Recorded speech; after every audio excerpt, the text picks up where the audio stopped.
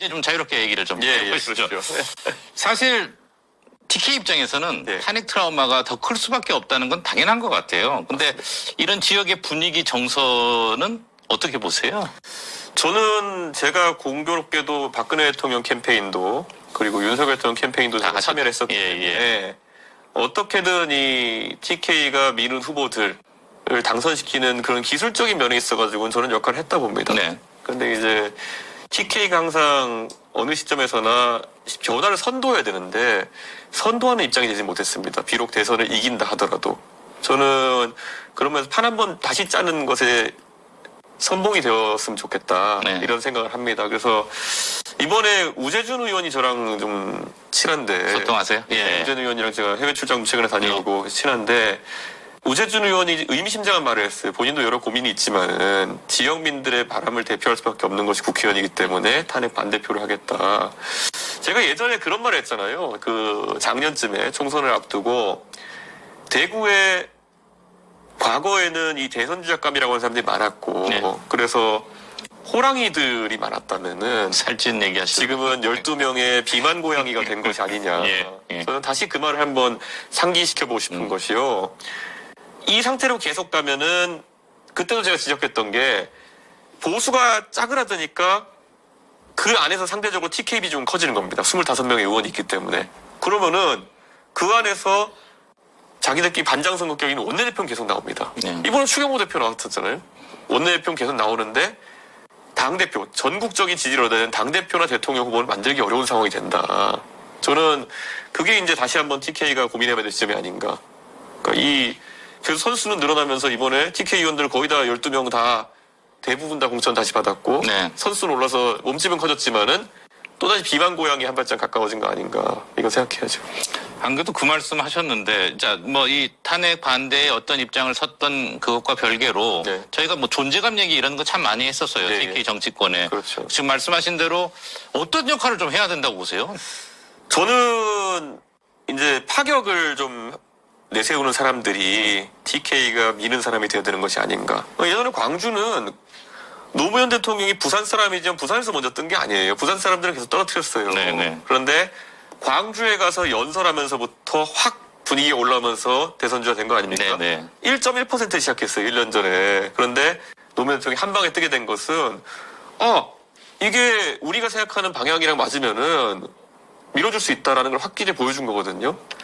저는 앞으로 대구 경북 지역의 지역민들도 결국에는 이 지향점을 단순히 수성하는 의미 아니면 단순히 무슨 뭐 내가 보수요 외치는 사람 이런 사람 밀어준다고 되는 게 아니라는 걸 이제 좀 알아야 되는 게 아닌가 그런 생각합니다. 그 방금 이제 살찐 고양이 이제 과거 복귀하셨지만 TK 정치권이 또 그럴 수밖에 없는 배경에는 TK의 민의를 반영한다는 측면도 있는 거죠. 그러니까 보수의 마지막 저는 근데 TK는 그렇게까지 그 자꾸 정치인들이 생각하는 것처럼 전 정적인 동네가 아닙니다. 옛날에 TK 생각해보면요. 90년대에 보면은 이게 TK 지역민들이 바라는 올바른 보수 정치를 하는 게 아닌 것 같다. 그러면은 자민련도 밀어봤습니다. 그 다음에 이명박 대통령이 대구에 호랑이가 될 박근혜라는 사람을 견제하기 위해 가지고 그 공천 학살하니까 친박연대 무소속연대 해가지고 싹 당선시켰잖아요. 저는 그리고 나중에 또 박근혜 정권 때 너무 이제 한쪽으로 몰려간다 싶으니까 김부겸 총리도 당선시켜봤던 거 아닙니까?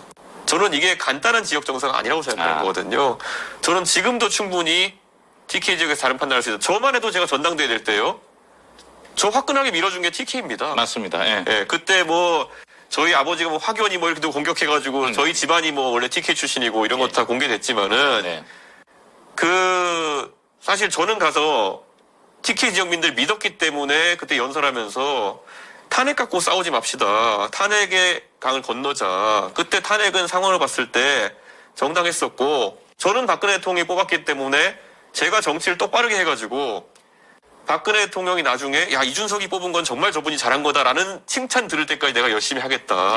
저는 그 메시지였어요. 그리고 거기에 대구 경북민들이 화답해줬기 때문에 제가 압도적으로 이제 여론조사 치고 올라가면서 제가 당대표 됐던 거거든요. 그래서 저는 그게 고마워가지고 제가 어떻게든 대선 지선 이겨가지고 보답한 겁니다. 저는 대구 경북이 가끔가다 이제 그런 이제는 우리가 힘을 모아야겠다는 화끈한 선택을 했을 때 그때 대한민국이 탁 파격의 방향으로 가는 겁니다.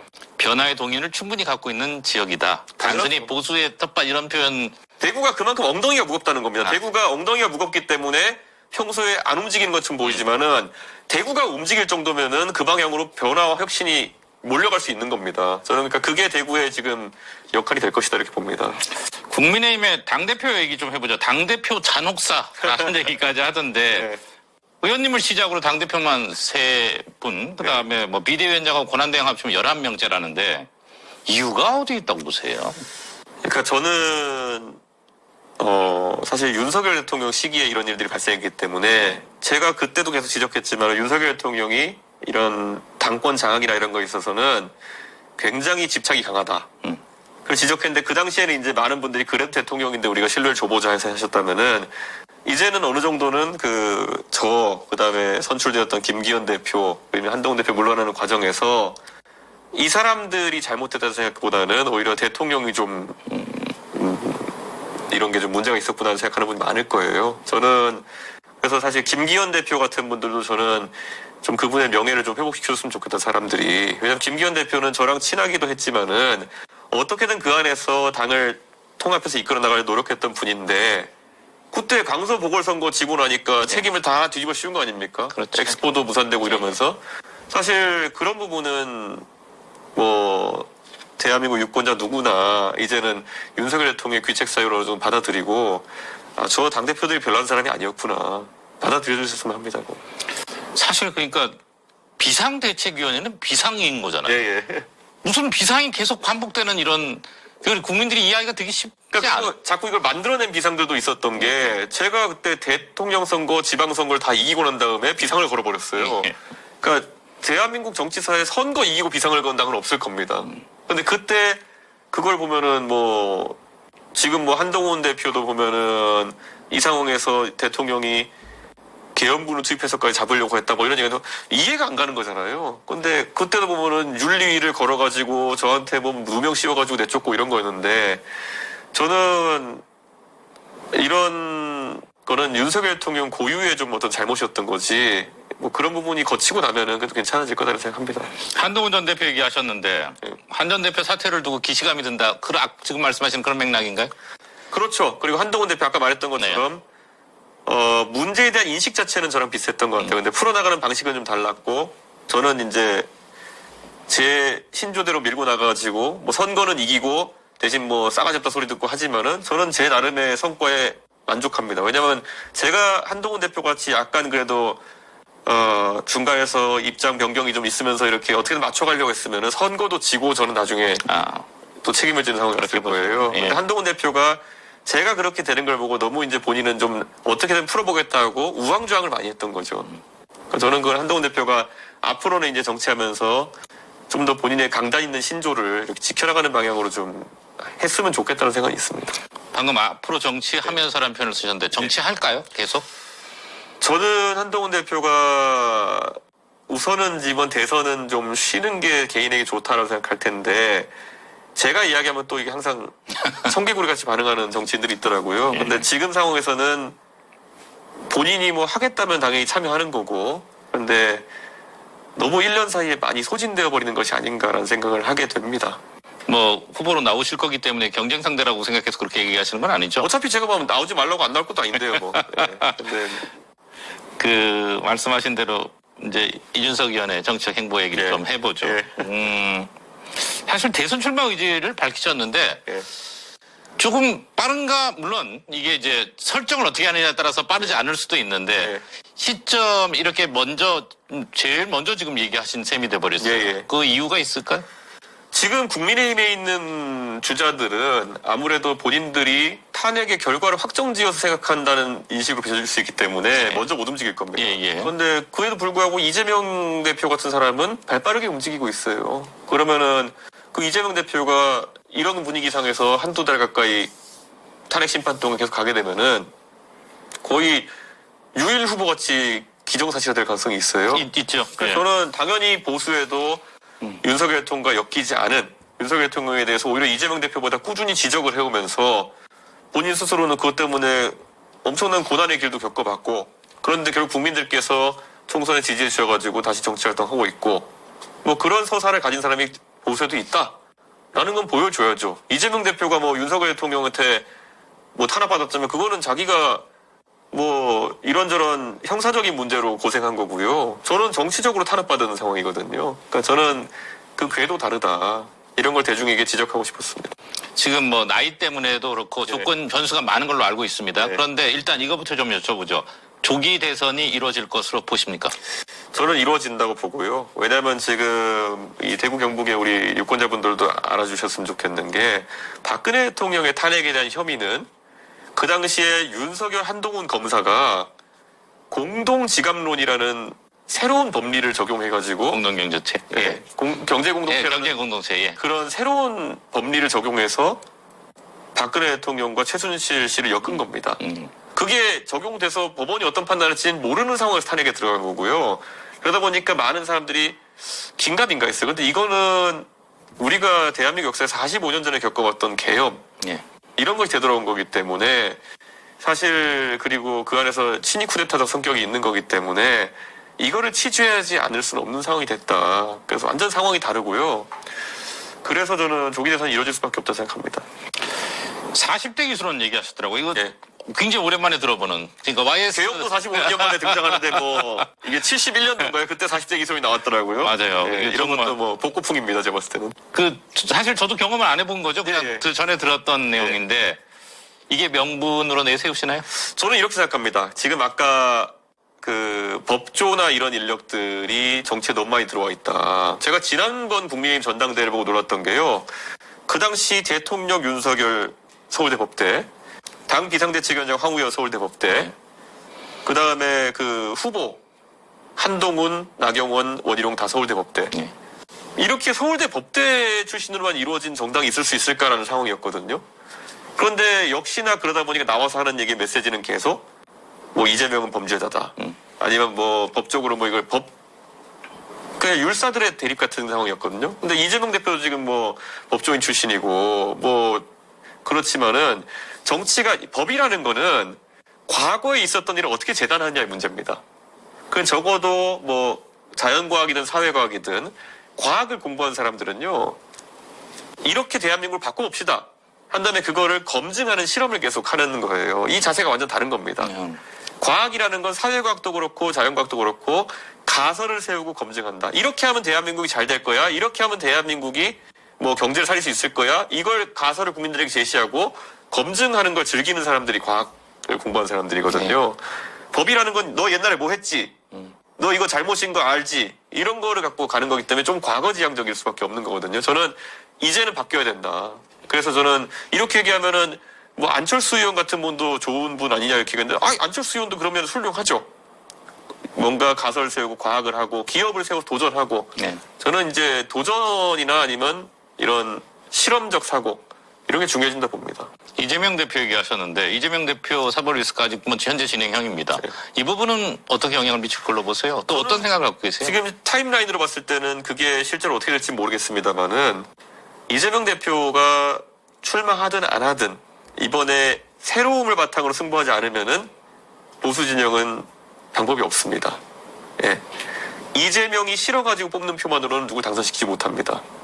보수가 훨씬 더 나은 대안을 제안하고, 그리고 이재명 대표가 예를 들어 지난 대선 때다 보면 경제관이라든지 아니면 이런 게 좀 부족한 모습 많이 보였거든요.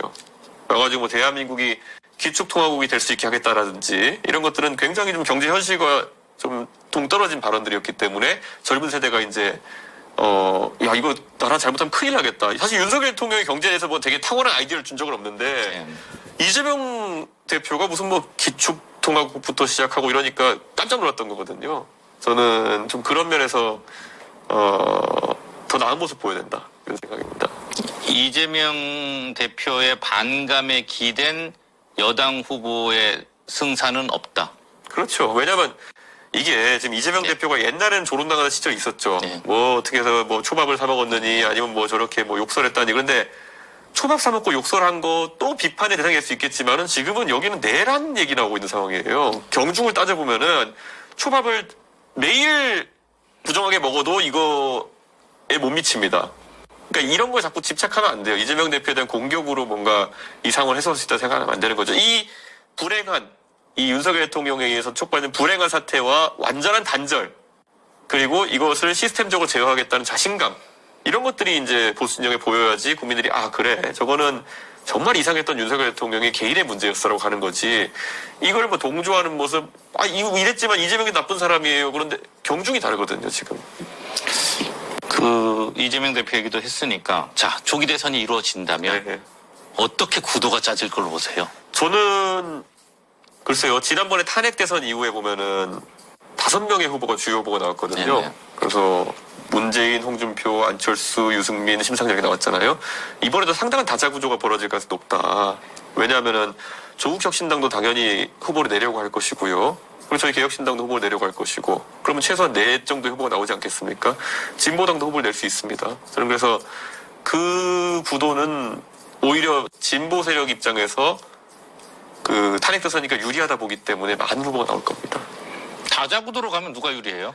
그래도 민주당이 유리하죠. 그쵸? 네, 덩어리가 워낙 크다 보니까. 그럼 그 구조를 깨셔야 되잖아요.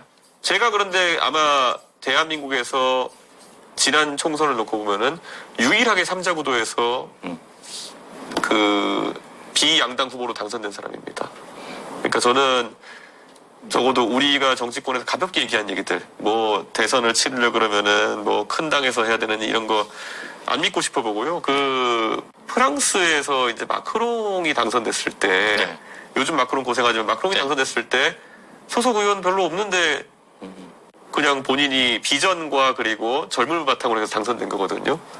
그 다음에 이제 그러고 난 다음 총선에서 마크롱이 이끄는 당이 이제 다수 의석 얻으면서 이제 집권이 실제 시작된 건데, 저는 대통령 선거에서 아까도 대구 경북이 파격적인 선택을 했으면 좋겠다 이런 네. 것처럼 파격으로 만약에 시대를 바꿔보고자 한다면 가능하다 봅니다. 그 다자구도에서 어쨌든 선거를 이기셔야 되는 네. 거고 그거는 단순히 숫자의 그러니까 이걸로 계산할 수 없는 부분이다. 그러니까 제가 이걸 들으면서 만감이 교차하는 게요. 네. 사실 대구 경북의 주민들이 이준석이라는 사람을 어떻게 보셨는지는 모르겠지만 저 28살, 7살 때부터 정치 들어와가지고 거의 정치인으로서 받을 수 있는 트레이닝은 다 받았습니다. 네. 그 박근혜 대통령 총선 때 비상대책위원회를 시작해가지고 제가 탄핵 시점에 바른정당도 해보고 바른미래당도 해보고 3자 구도에 나가서 그때는 어렵지만 2등도 해보고 그 다음에 또 화끈하게 도와주셔가지고 국민의힘 당대표도 해봤고 네. 대선 지선 다 이기고 그리고 쫓겨나도 받고 그 다음에 다시 또 국민들이 지켜주셔가지고 총선에 들어오고 파란만장하네요. 거기에 지금 이런 탄핵이라는 사태를 겪으면서도 제가 보수라고 할 수 있는 사람 중에 유일하게 윤석열 대통령과의 이런 관계 속에서 떳떳할 수 있는 사람이거든요. 저는 윤석열 대통령한테 받은 게 하나도 없습니다. 제가 윤석열 대통령 준 건 있죠. 선거 때 도와주고. 근데 제가 도움 주자마자 저를 쫓아냈으니까 좀 받은 게 없는 사람입니다. 한동훈 대표나 아니면 이런 분들 받은 게 있죠. 네. 그런 상황 속에서 떳떳하게 이 계엄과 이런 탄핵의 트라우마에서 벗어나서 이렇게 자유롭게 얘기할 수 있는 사람 저거든요. 근데 이거는 이 상황에서 만약에 저한테 이 많은 걸 겪고 난 사람한테 아직도 너는 어려 이렇게 말씀하신다면은 그거는 조금은 섭섭합니다. 왜냐하면은 제가 겪어본 이 굴곡과 그리고 제가 헤쳐나온 이 과정이 그럼 대구에 있는 여느 60대 초선 의원은 재선 의원보다 못합니까? 예. 사실 저는 이제 그런 거로 평가받기보다는 이번에도 그래 이준석이라면은 또 이걸 돌파해낼지도 몰라 그런 기대감으로 봐줬으면 좋겠습니다. 뭐 결례가 되는 질문을 네. 하나 하면 네. 아직 젊으시니까 네. 이번 선거를 이기려고 나오시는 거죠? 당연하죠. 예. 그냥 뭐 예를 들면 과학도의 실험에 여러 차례 이런 개념은 아닌 거죠? 저는 동탄 갈 때도 너 그냥 그 관심 끌려고 나오는 거라고 했는데 아니 이기려고 나간다 그랬었거든요. 그리고 그거는 전국의 어느 누구도 승리를 예측하지 못했을 텐데 저는 그 길을 찾아낸 거고 저는 지금도 이 탄핵의 엄중한 상황 속에서도 저는 대한민국이 더 잘 되는 길을 찾기 위해서 제가 제시하는 거고요. 저는 가능하다 봅니다. 자, 끝으로 예. 대구 경북 예. 지역민들에게 네. 한 말씀 하실 수 있는 시간을 드릴게요. 예, 사실 대구 경북 저에게는 화끈하게 밀어줬던 기억, 그리고 결정적일 때 이제 사실 또 고난의 한복판 속에서 저에게 많은 질책도 해주셨던 지역으로 이렇게 기억하는데요. 이런 게 있습니다. 제 아버지도 완전히 TK 출신이고 하다 보니까 정치하면서 저한테 딱 한 가지 주문상을 주셨어요. 어디 가서 나중에 부끄럽지 않게 정치해라. 그런 말씀 주셨는데 지금까지 그렇게 정치해오고 있다고 생각하고요. 적어도 앞으로 대구 경북이 변화의 그 선봉에 선다면은 저는 이번에도 저에게 역할을 맡겨주신다면 제가 성공적으로 수행해내가지고 보답하겠습니다. 지금까지 이준석한테 역할을 맡기셨을 때 한 번도 제가 성과를 안 낸 적은 없습니다. 네, 이번에도 맡겨주시면 성과 내겠습니다. 네, 바쁘신데 이렇게 나와주셔서 고맙습니다. 네, 감사합니다.